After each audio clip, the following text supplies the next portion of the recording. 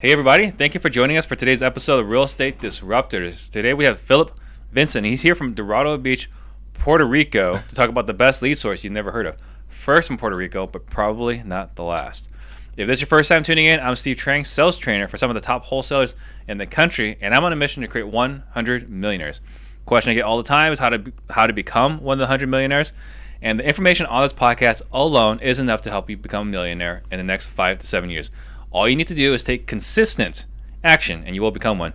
When you hear a nugget, please type it into the comment section. And after the show, identify your single biggest takeaway and focus on just that for the next 7 days. If you get value out of the show, please tag a friend below or share this episode right now. That way we can all grow together. And this is a live show, so don't forget to ask your questions for Phillip to answer. Ready? Ready.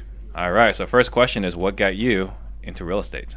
I have a cousin that's a home builder in St. Louis, and he told me a story that a builder that he knew of bought a lot for $300,000. He put $700,000 in the house, and so he had $1 million in it. He planned on selling it for $1.4 million.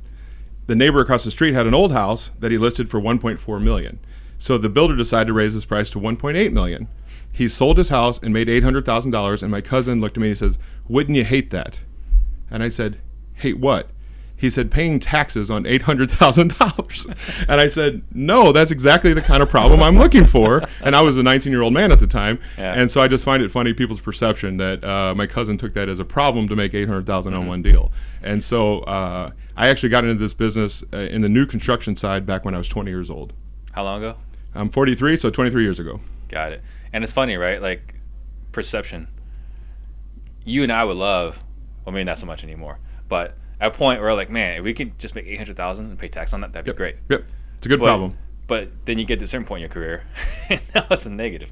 How do I not pay taxes on $800,000? That's right. So, okay, so that was what inspired you. Yeah.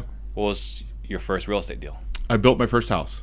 Just right out the gate. Just right out the gate. I started off in development, infill, new construction. All my family's in that, and I knew they wouldn't let me fail. Mm-hmm. And so I built a house in the year 2000, and I quickly sold it, made I think 40 or 50,000. I thought, boy, that was fun. I'd like to do that again. Yeah. Yeah. So that's not bad. No, it wasn't for my first. And you know, in St. Louis, the numbers were small. I think I had like 230 in it and sold it for 280. Okay.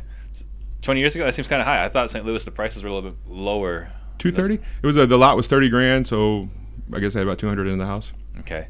So that worked really well. It did. How many times did you do that? Not many. I realized I was not a very good adult babysitter, which is what I call being a general contractor. Got it. The idea of, I do a few a year at most. Mm-hmm. And so at 43 years old, I think I finally am honest with myself enough to say, "Phillip, you should never build a house again, because the only reason why you ever built a house was to pick out the colors." I should have been an interior designer. I like trends, I like fashion, I like to know where things are headed, and I think I went through all the trouble of building new construction just to pick out the colors. So you got an eye for it. I like it, yeah. Yeah. So you're the one that walks into the house like, okay, we need to do this, this, this, and this. Yep. But managing the people to do it, not so much. And then the municipalities are never fun. The permitting process, dealing with. I always say if you're in contracting, it's how many grandmas get sick, or how many they're always having. My grandma's sick, I got to go out of town, or there's. See, I always heard of my mom's in the hospital. Oh, they're always right. My mom's in the hospital. Yeah. I think one of the funniest claims is that workers' comp claims are like 80 or 90% on Mondays. And the reason why it's because they all go out and get in bar fights on the weekend and get taken claiming on Monday. So it's a business that didn't really appeal to me. I was starting to become a wholesaler. I was doing driving for dollars in like 2004. Before that was even a terminology, I was wholesaling before I even knew what that terminology was. I've always just found real estate interesting to where even on Sundays I drive around and look at houses, even though my day job was real estate. Gotcha. So you're flipping houses, not in love with it. You said you got into wholesaling. Yeah. How was that transition? I loved it. Meeting with families and unlocking their problems and spending think about with new construction, it may take you from start to finish a year to get your check. With wholesaling, I can meet with a family and in a few hours, I would be three weeks away from having my check. Mm-hmm. Right. And so I was addicted to that dopamine hit of a deal junkie, I guess you'd say. Well, the speed of money. Yep. The speed of money. Yeah, right. Definitely. Okay. So that was a natural transition. It was easy. There was no headaches there. Well, I didn't really get serious about it until about 2009. I built my first $1 million spec in 2007, and I lost it all. It was I call it that was not the right year. Not the right year for that in St. Louis, especially. I call it the Lamborghini house because I lost $200,000 on that house. Very proud of what I built, quality-wise. Once again, colors-wise, and the actual craft was good. It was just the timing was. The funny thing about life and timing is that timing made me look bad. Mm-hmm. Had I built it last year, I might have made $200,000 extra. Right. Just how the world is today. Have you kept an eye on that house? I do. I drive by it all the time. How is it? Beautiful. It's a beautiful home. I'm proud of it to this day. The crown jewel in that neighborhood? It's a turnover neighborhood. I would say it's in the middle of the new construction. It's one of those that's about 60% new construction. Gotcha. Okay, so wholesaling, enjoyed that, speed of money. What did you do after that? I think everybody in 2008 thought the deals come from foreclosures. To this day, when people hear that I'm a flipper, they think, oh, you work in foreclosures. Mm-hmm. And I think you and I both know that a very small percentage of our business is from foreclosures. Right. And so in 2008, when the whole world was dying, the REO, which means bank-owned properties, business, I thought, I'm going to get into that because I want to know about, just like with anyone, I want to know about deals before anyone else. Mm-hmm. I'm a big believer in trying to work smarter, not harder. So I went to work for this REO company, thought I had it all figured out. I would know about houses 6 months early. I'd get in, I'd work my numbers, I'd be ready to buy it, and then they had something called a owner-occupied look-back period, mm-hmm. where for the first 21 to 30 days, depending on who the seller was, owner-occupants are the only ones that could bid. Mm-hmm. So by day 21, I was just like every other investor in town because they had all got to see it for 3 weeks. Yeah, the speed was nothing there. Yep. The speed was, well, I knew about it early, and it helped me none. And so in St. Louis, we had a local RIA. Someone put out an ad saying, I need someone that has these skills, negotiation, think on their feet, in essence describing what an acquisition person does. Mm-hmm. And I sat up in my bed and I looked at my wife and I said, he just described to me. And so I went to in for the interview. I went on my first ride along with him, and I'll never forget it because I knew the moment I got the job. And it was we're walking through the house and he says, what do you think this house will sell for? And I said $239. I said maybe $280 if it was interior in the neighborhood. This was right on the main drag. So we go through the whole house. This was actually a referral from a realtor, and he asked the realtor, what do you think this house will sell for? She goes, $240, but if it was on the interior, it would sell for $280. Mm-hmm. And I knew in that moment I got the job because what he knew is I just didn't take the comps and say, oh, these are all $280 houses. Not every house in the neighborhood is the same. If you're on the main drag at the front of a neighborhood, it's not as worth as much as the guy that has the better lot in the back. Mm-hmm. And so to be able to see things for what they are. Yeah. And he said, I'll ride with you for the first 6 months. I think he rode with me for the first 3 weeks. And then after that, it was a 10-year career. And so I think why we're sitting here today was that company had a mandate for every deal that we bring in via marketing, let's bring one in via networking. Mm-hmm. And that's we're starting to see that trend in our business right now. We are. And I feel like with my company, Mom's House, we're on the forefront of building relationships with people that are not in real estate. And I'll talk to you a little bit more about why that's important or why that's sustainable. So you do the ride along, you ride with this guy. Yeah. So when you first transitioned wholesaling, it was an acquisition for somebody else. That's right. Yep. Okay. How long did you do that? 10 years, up until right now. Just until right now? Yeah, right now. Okay. Yep. Cool. So then the leap was then from an acquisition for somebody to Mom's House. Right. Okay. So how did that happen? What prompted that? Sure. Knowing full well that I could work the leads that he gave me, mm-hmm. what I didn't believe in myself is could I go out and build relationships on my own? And so I look at every when I look. It's very interesting to me because you're a talker. Yeah. You're a connector. A connector, right? Well, but I having never done it, did I know I could be successful at it, right? Yeah. And so a lot of people go out and build relationships with realtors, and they build relationships with wholesalers. The problem with those two, I think, is that they're in the real estate business, mm-hmm. right? And so you might be the flavor of the week, you might do a few deals a year, but their head's going to turn at some point. Well, you have to constantly market to them. That's right. And they might replace you pretty easily. In the senior living world, what I have found is that if you build relationships with the right stakeholders in senior living, you're going to help them with a problem that they have in their own business. What's in it for them? People only care about what's in it for them. Right. And if you can come in and meet with the people the right way and not lead with, I'm an investor, I'm a realtor. You might be an investor and a realtor, but that is not the way to build these relationships. Nope. That's not what they want to hear. Then it's about me first. And it's two things. The word investor and the word senior, sometimes investor is looked at as shark investor. Well, I mean, there's a reason why we have laws in place to protect the senior citizens. Yeah, rightfully so. They should be there. Yeah. So they hear the word investor, that could be taken negatively. In our world, it's not. In that world, it could be. Yep. Realtors even worse. Really? I'll tell you why. This industry has been fixing that problem for 30 years that one way. Oh, we refer to a realtor. So when they hear that you're a realtor, what's your value to them? Are you something? It's called the crocodile brain, right? You're a commodity. They don't need you. Yeah. Nothing's new. And so I have figured out ways through scripting to open up, unlock their brain, to let them understand that they know that they have a problem by asking questions that I already know the answer to, and to let them know that I solve the problem that they have. And each of the 10 people that I teach you how to network with all has a different what's in it for them. And I teach you how to unlock their brain to look at you as a resource that they can use month after month, year after year. But let's talk about how you came into this. Okay. Right? Because you're working for somebody else. Yeah. I mean, what made you, what motivated, like, you know what, this is a need that needs to be filled? Back in 2011, I remember clearly we did 66 houses that year. And I said, what is the stereotype about these sellers? Tell me a story. What's the similarity about these people? And I say this all the time, so if you guys have heard it, forgive me, but it sounds like this. Dad died 8 years ago. Mom's been doing the best she can. She just fell down. She had a surgery. She's going to be okay, but now she has to move into senior living. The adult children come into town. They find mom that wears the best care, and the first thing they think is, how are we going to pay for this place? Because when you take mom to senior living, you don't put her in the cheapest one you can find. You put her in the nicest one you can find. And then you say, well, how are we going to pay? It's $8,000 a month, and mom's pension's $2,800 a month. Where's that money going to come from? In that moment, they realize we need to sell the house. And so I said, okay, knowing that, I said to Brian, was his name, I said, Brian, is anyone going right to the senior living world and networking with them? He says, no, but you should do that. And that's how it started. That was the genesis of me. That was 10 years ago. 2011. Yeah, it was 10 years ago. Yeah. So I bring this up also because, I was talking to Gene Guarino, we're getting coffee, and he's like, how can I help you? Right? Super nice guy. How can I help you? He's like, I know how you can help me. You're in this assisted living space. Send me referrals. He's like, no, by the time they get to me, that problem's already solved. Yeah. You need to talk to Phillip. Nice. And I love Gene, and people, when they hear senior living in real estate, they think of what Gene does, which is taking a single family home and turning it into a residential assisted living community.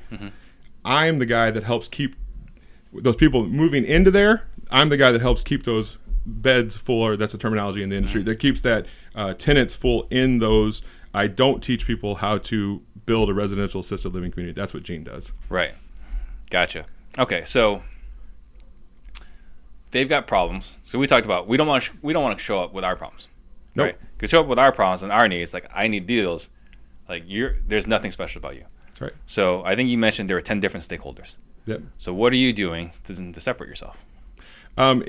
There's as much networking going on in senior living as there is in real estate. And you're going to sit, if you decide to make this part of your business, you're going to sit through meetings and like almost like a RIA event, but for senior living. I've sat through speeches and talks about the incontinence problem, right? So it's not real estate, right? How knee surgery, like literally what incontinence is. Literally incontinence, okay. right? I thought you were using something like figurative, like no, incontinence no. in real estate. No. It's actual incontinence. And so goodness. It's a different world, right? And so how we lead and how we talk as real estate investors and look at the size of my check and all that crap, it is not the way it's done in senior living. I've been doing it for 10 years. And if you don't come with love out of the gate and how you can help and be collaborative, you might as well not start. Gotcha. I was telling you earlier, I need investors I trust in every city. Just having a warm-bodied investor in every city is easy. I need someone that's going to go through this to understand what's going on with these families, because if you're going to go out and have success, you need to go out and network in senior living. And so what I was telling about, there's hundreds of jobs that will be networking in senior living. Some guys sell grab bars. Some guys sell ambulatory products where they help pick you up, ramps, 100 different items. But the 10 that I teach people how to find, and we'll talk about some of them, are the ones that have been fruitful for me. So what I want to do is help speed this along. If I had this training back in 2011, I wouldn't have taken lunches and breakfast and coffees with people that did not ever give me deals. All right. Yeah, and so the stakeholders, there's about 10 of them that are having the tough conversation with daughter Judy, that's my name for her. Daughter Judy is the adult child of the senior moving in. It's normally mom, but sometimes it's dad. Daughter Judy is having a rough time. Do you ever hear the term being quartered? Back in the horses? With horses, Yeah. how they would torture somebody. Mm-hmm. That's daughter Judy. There's usually multiple. Well, let's just explain. Yeah. What being quartered is. Being quartered is when, to kill you, they would hook a horse up to each arm and to each leg, and they'd pull you separately until you died. Mm-hmm. Not a good way to go. Not the best way to go. Not the best way to go. There was that or disemboweled. Like, those are the two ways. Yeah. Right. Well, I think you get disemboweled after they quarter you. Yeah. Right? And so daughter Judy's having a rough time of it. There's always one adult child where the most of the burden falls on them. Yep. And I lovingly call her daughter Judy. We used to call her daughter Karen, but the word Karen's had a rough year and a half, so we changed it about daughter Judy's in over her head. There's no training for her. And let me just tell you the 4 quarters of what's happening to Judy. We just found out mom has to move into senior living. So you have a cantankerous mother who's being taken from her forever home and put into someplace new. Yeah, never put in that perspective for us. Her forever home. She went there to retire. That's where she thought she was going to live. She's been there since 1973. Yeah. Where all the memories were. You've got the senior living community. They're a little bit needy. There's a lot of paperwork that needs to happen. How are you guys going to pay for this? These weird pressures about, that's when they realize they need to sell the house, and we'll talk about that. You've got the Judy's adult brothers and sisters. Sister Karen, we'll call her. There's always that sister that has the opinions without any of the answers, who questions everything that Judy does. You're selling the house for how much? You're putting her where? Mom's not what you say she is, right? Yeah. So the adult we love children, those people, the ones that have all the problems and none of the answers. I've got solutions for them. And I know in your training you do too. How do we help Judy deal with the siblings? Then the fourth one is Judy's a married woman, usually with kids at home still and a life, and she's got a needy husband at home who's like, he's missing his wife, and she's being pulled in these 4 directions, and all of those pressures are on daughter Judy to try to fix the problem. And so if me and you were brothers and we found out today that mom has to move into senior living, number one is, where's mom going to get the best care, right? We just got bad news from the doctor. We're going to go into these communities. We find out the one we and you picked out is not the cheap one. We picked the nice one. We love our mom. Who's going to pay for that? So bad news from the doctor, bad news from the community. Then the last straw is everybody knows a realtor. And the realtor comes into Mom's Forever Home and says, clean this place out, do this list of rehab items, and we'll put it on the market, and yes, then we can get that big Zillow number that you saw, right? That's how it works.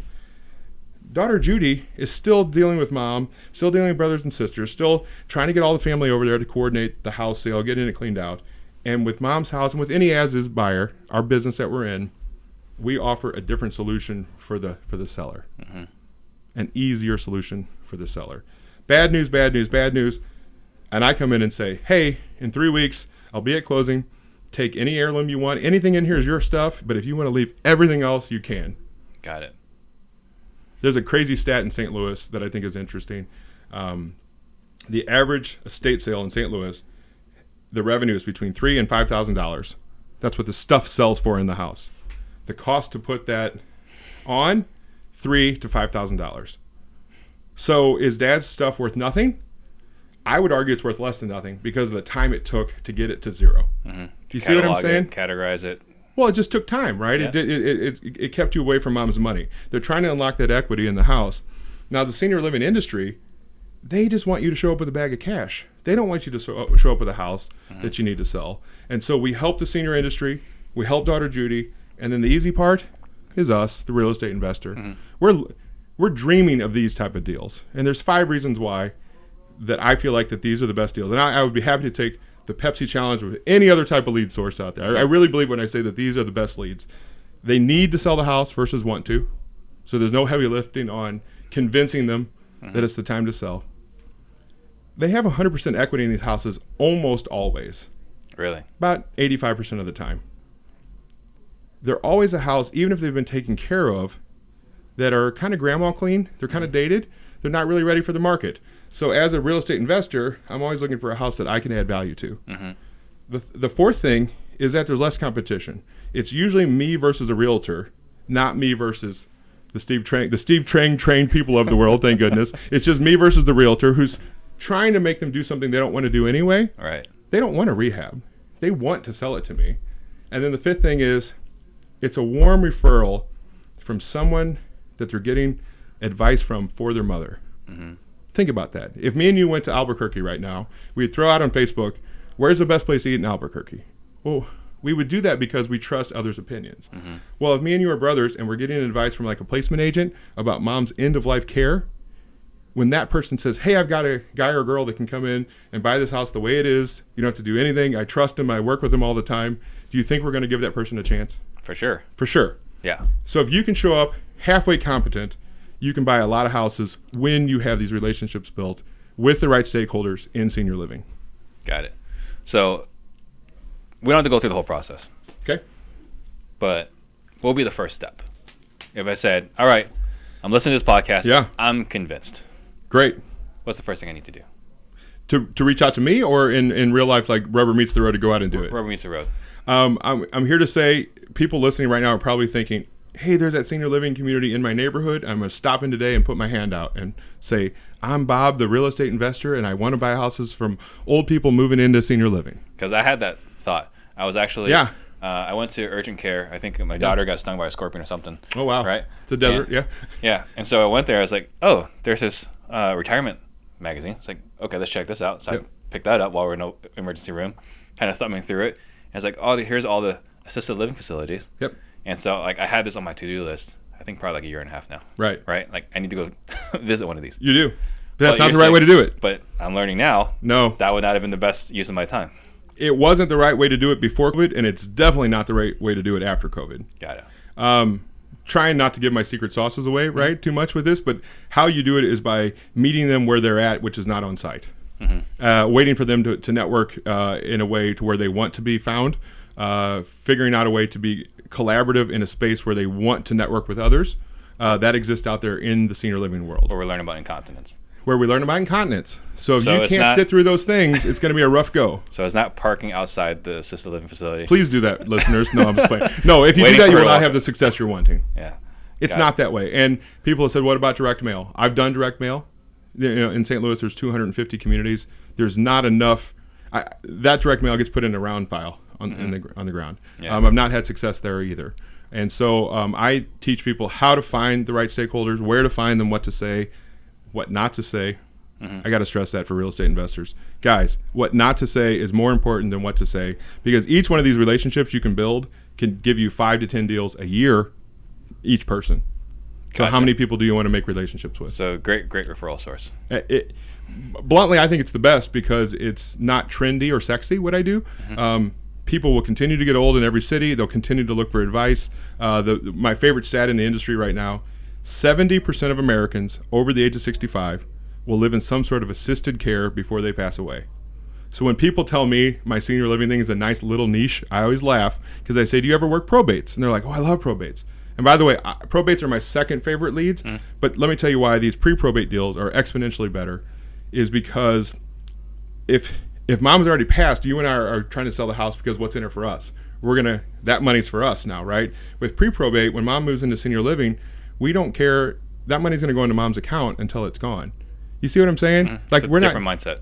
Completely different mindset, right? And so the size of the industry, daughter Judy right now going through this with her parents, the people in their 60s are being smarter and better at life planning, wills, trust, those things. The older generation thought it was morbid to talk about those things. Right. It's a very uncomfortable topic still. They don't do it. Yeah. And so that's why there's probates. But keep in mind, guys, if 7 out of 10 need to sell their house before they pass away, the small little niche is actually probate.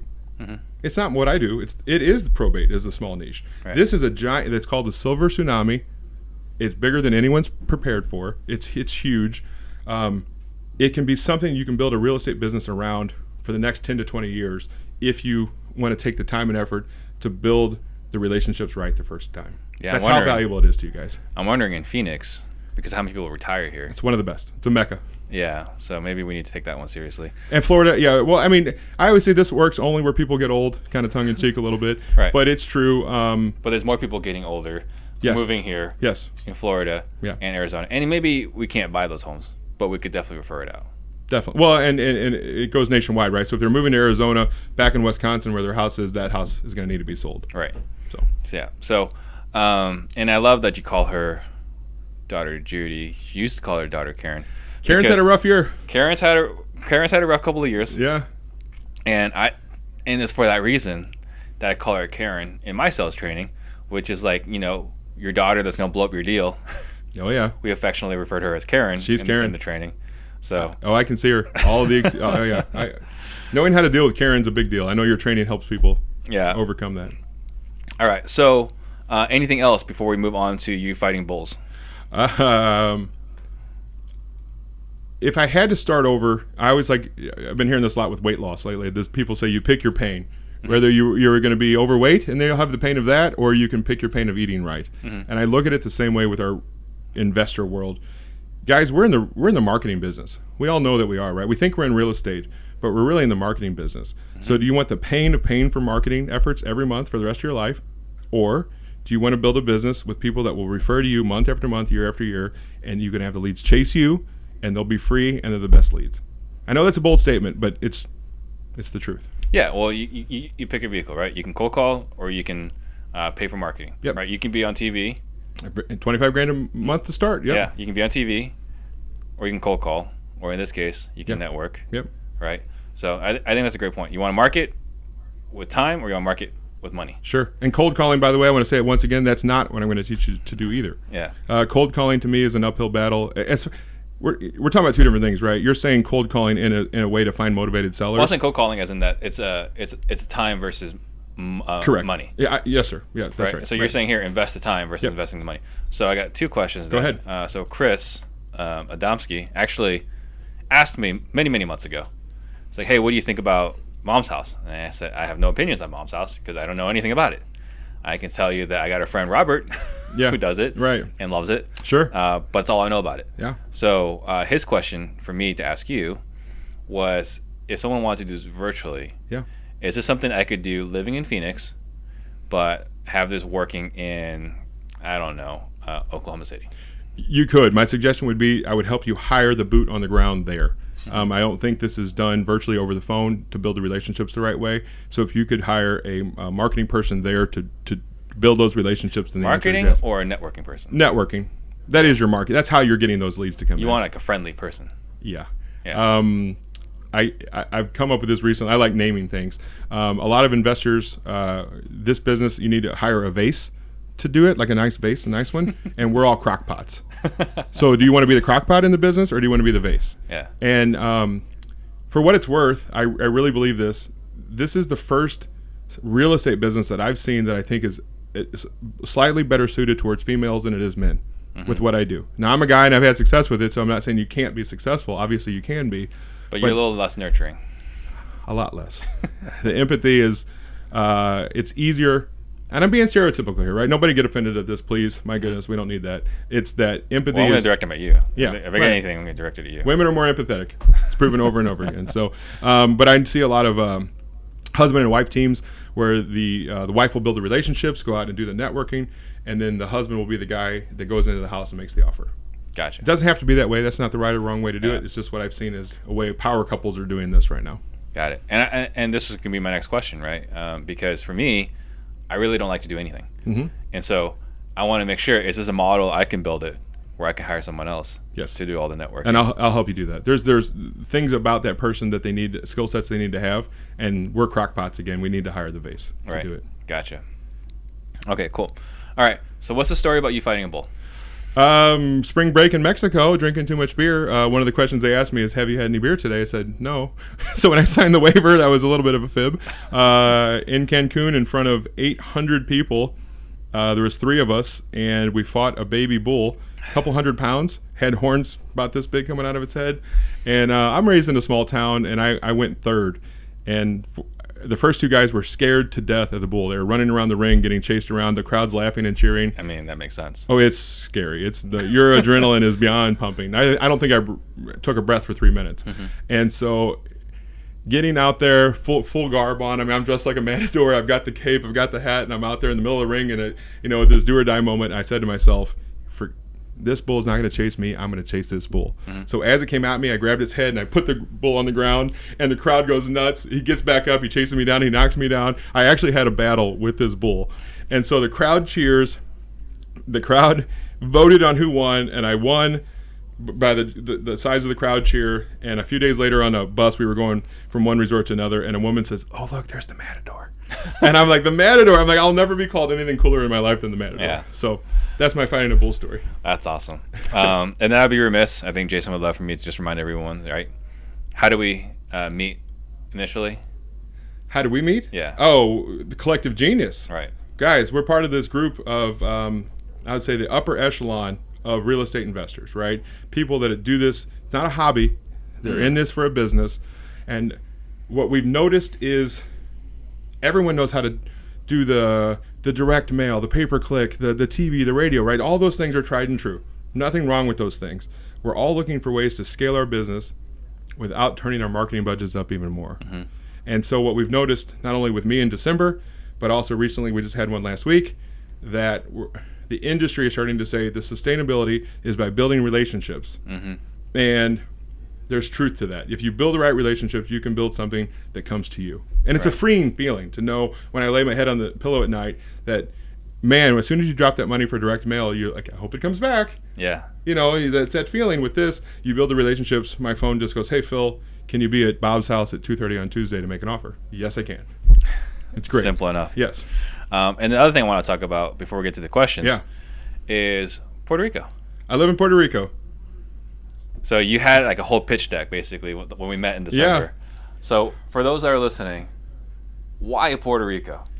Though I've been in with Collective Genius now twice. We were in Tampa in Florida, and it was 34 degrees. And we've been in Arizona the past week, and it's been 57 degrees. Guys, it's never cold in Puerto Rico. It's wintertime there. And my wife used to ask me every day in St. Louis, "Honey, what's the weather going to be today?" Right? Because it's always changing. Puerto Rico, 84 for a high, 72 for a low every single day. So the weather's phenomenal.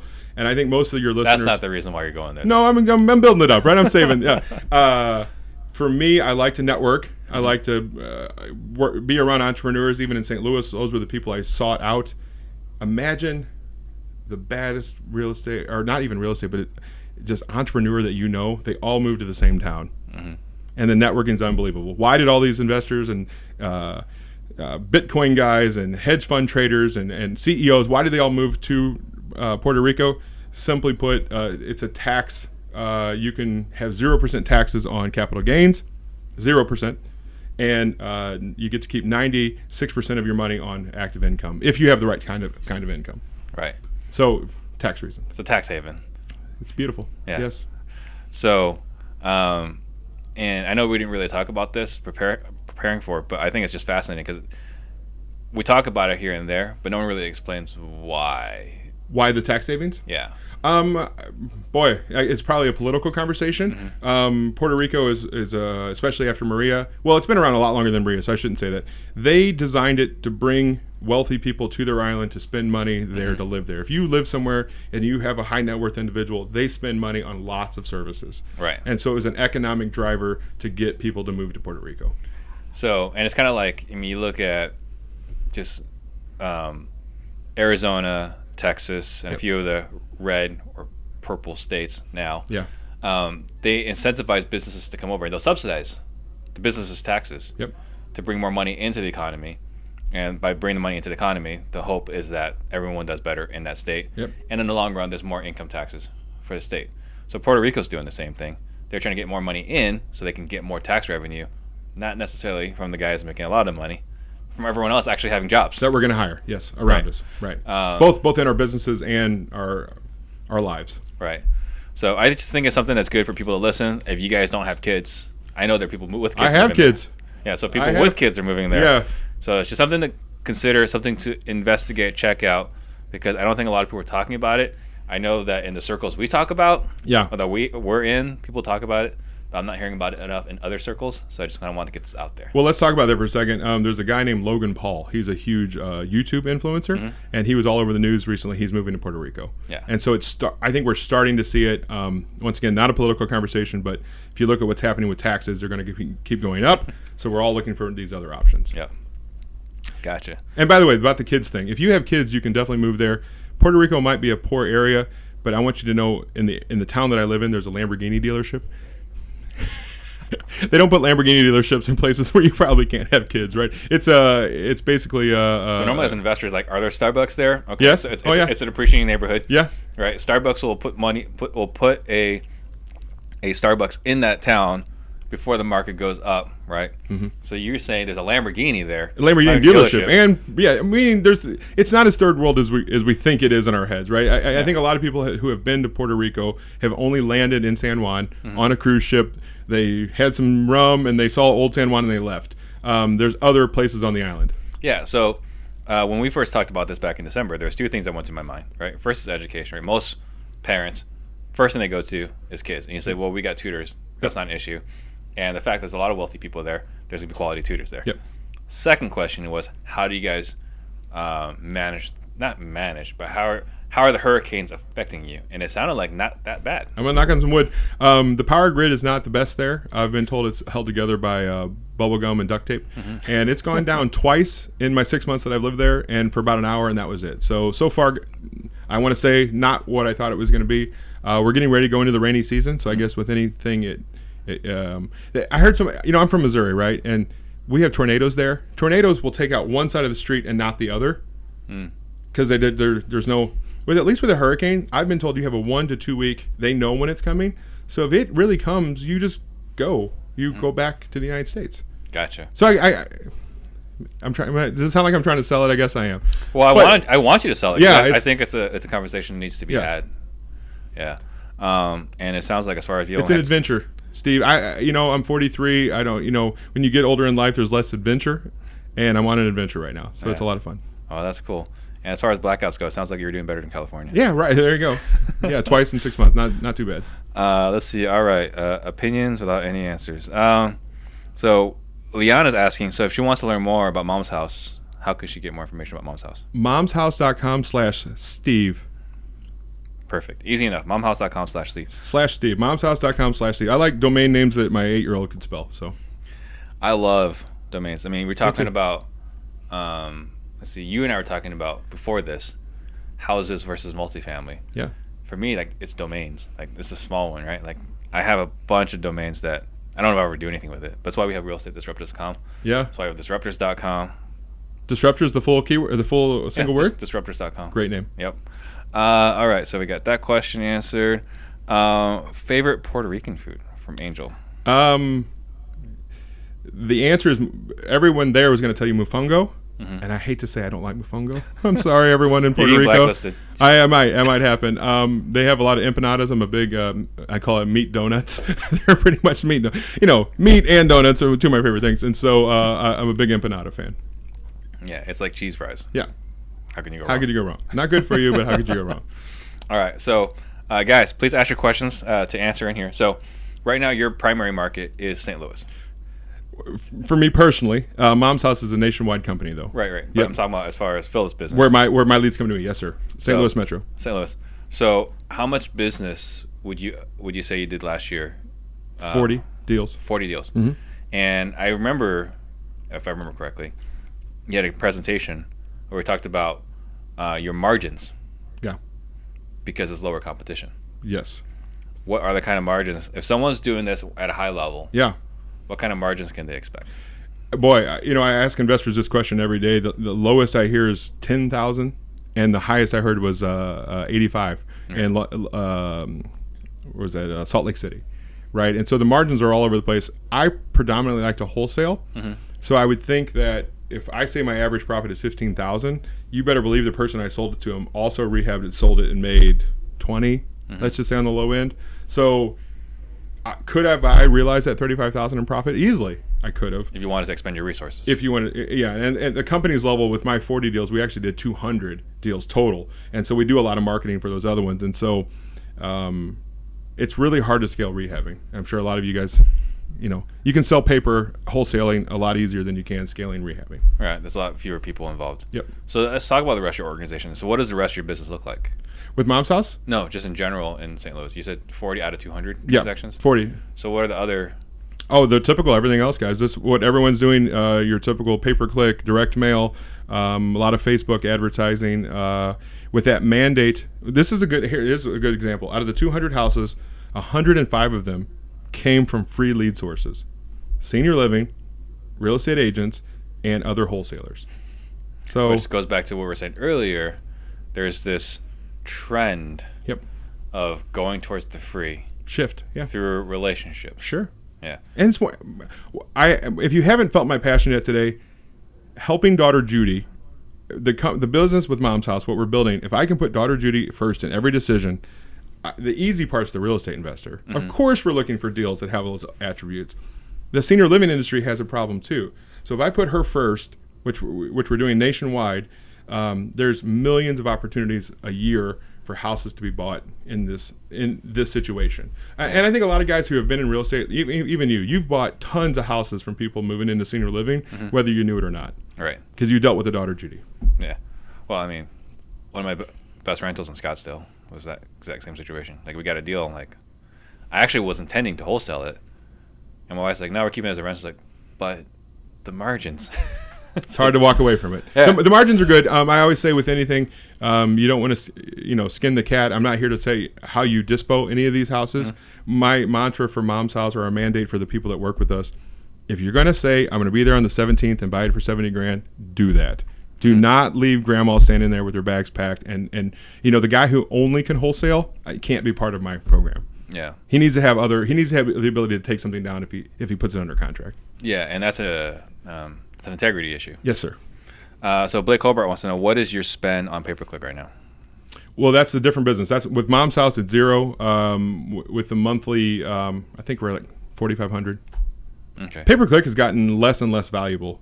Have you noticed that trend? Well, yeah. I mean, I started in 2012. Yeah. So when 2011. Yeah, you killed it, and then it changed. No, I didn't kill it because I didn't know back then. Oh, you just spent money. I spent money, and I was blowing those deals, right? I was a terrible closer back then. Here's my biggest problem with all other types of marketing. Of course, I'm going to keep harping on what I do, right? But when you go through all the trouble of doing pay-per-click marketing, which is what that guy asked, for your troubles, you get to have you and the other top 5 guys in your market also show up. So it's the most expensive, and you get to have competition. Good job. As Brandon Bateman was here on the show a month ago, he's like, it's not really hard to find other wholesalers' websites.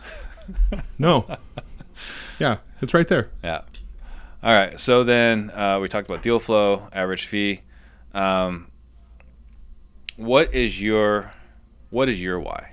What keeps you going?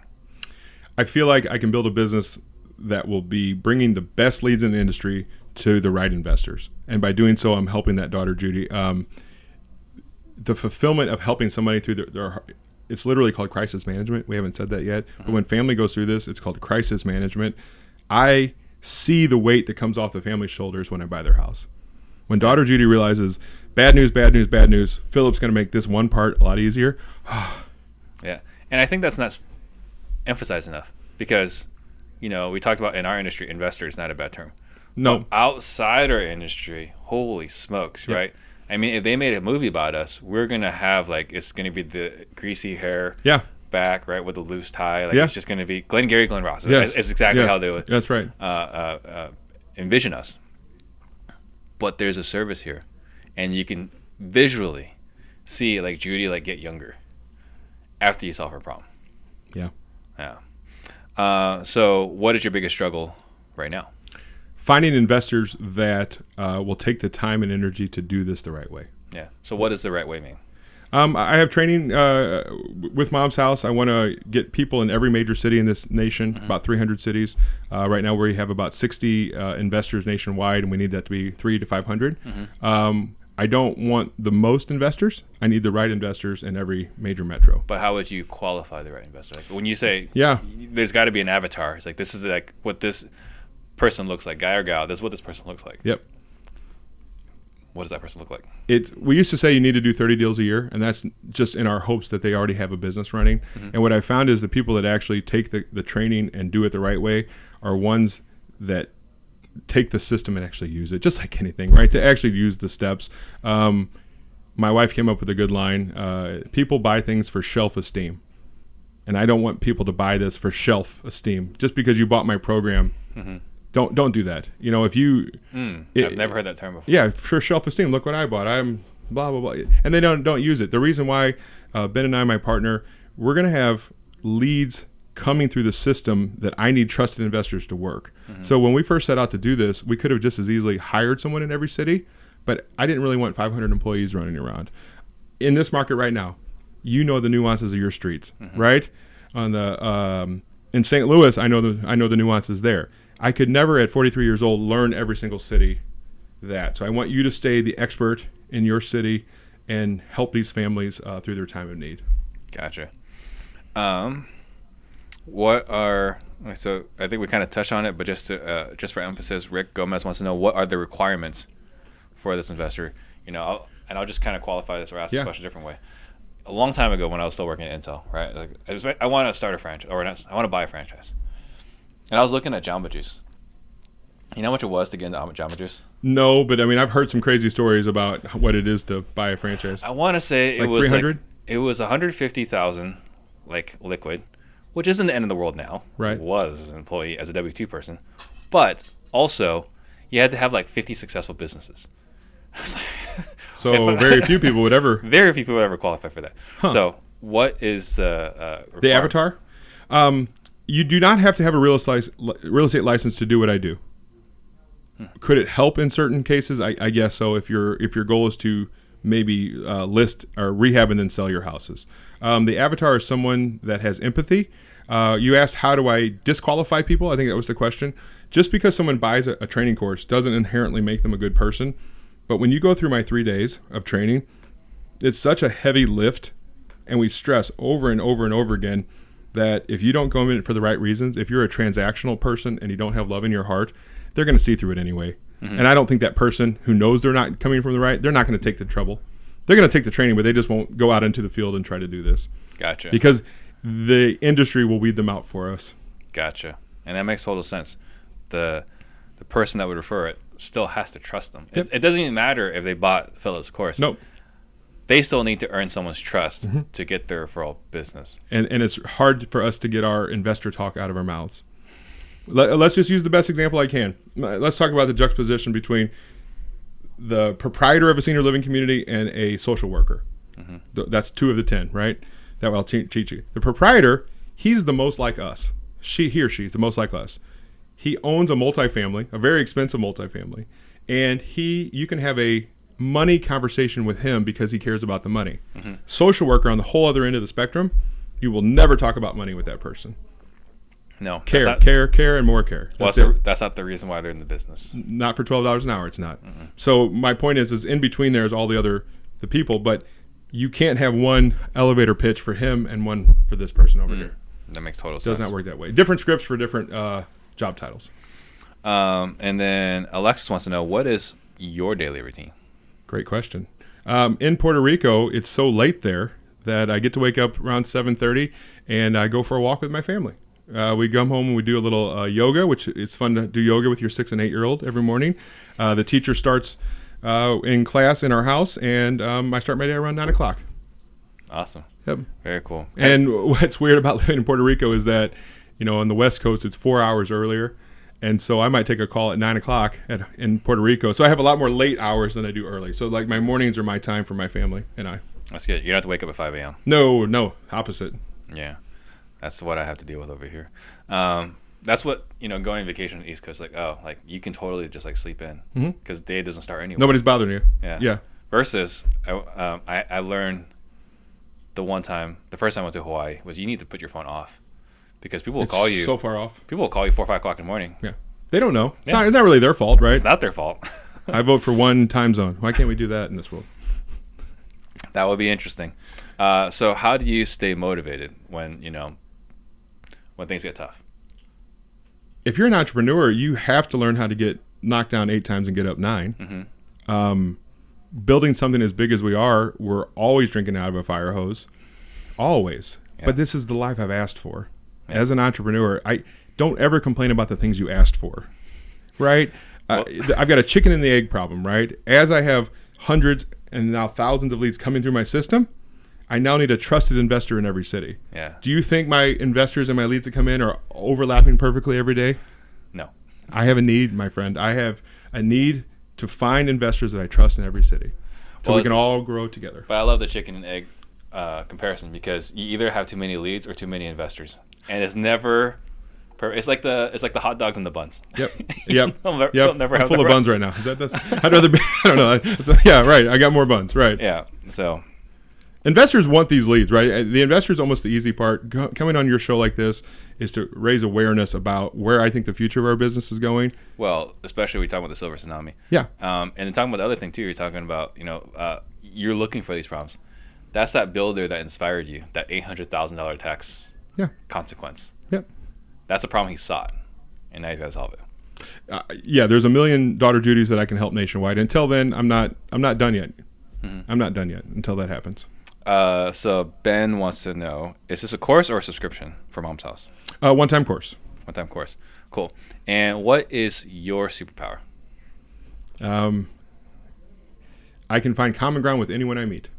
And I enjoy it, so it's not fake. Mm-hmm. When I meet someone, my wife's always like, you talk different to that guy than that girl. I'm like, thank you. She means it negatively. And I'm like, well, thank you. Yeah, you're a chameleon. You have to be. You have to be to find common ground. And it's my way to relate to someone. It's not an act. Mm-hmm. I'm not going to talk. Well, I'm not going to start being. I don't talk to people the same way because they're not the same person. Right.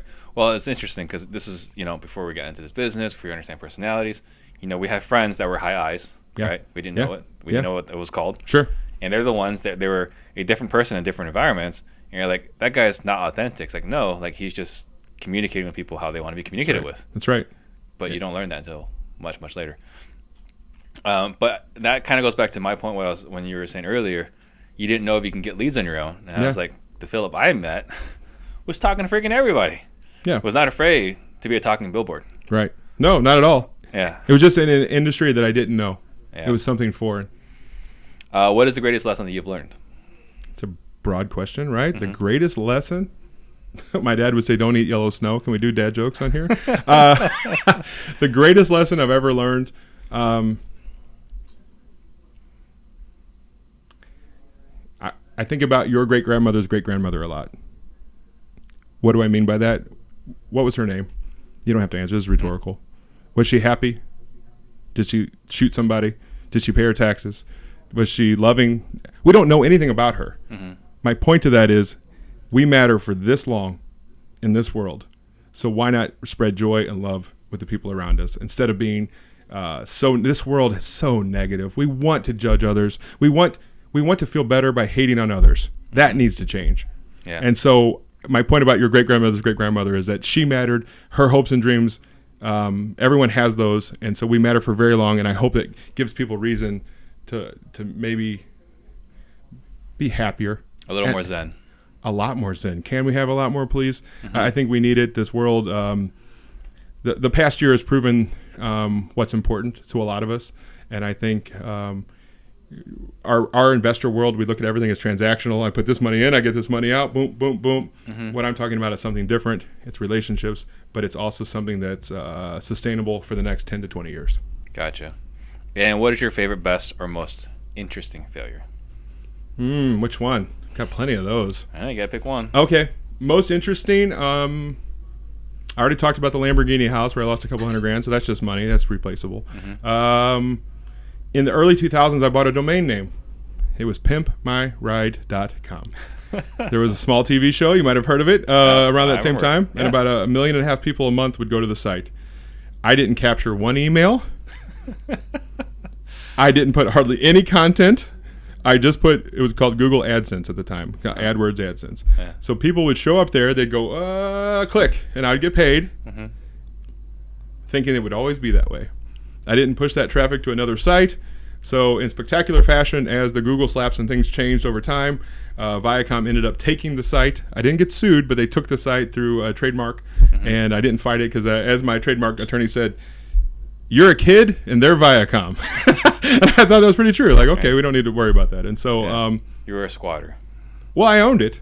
I know. But they called them domain squatters. And what's funny, their trademark is for Viacom's Pimp My Ride was what it was called. And I'm like, well, wait a second. That, it's like one of those things like, well, maybe I could. But here's the thing.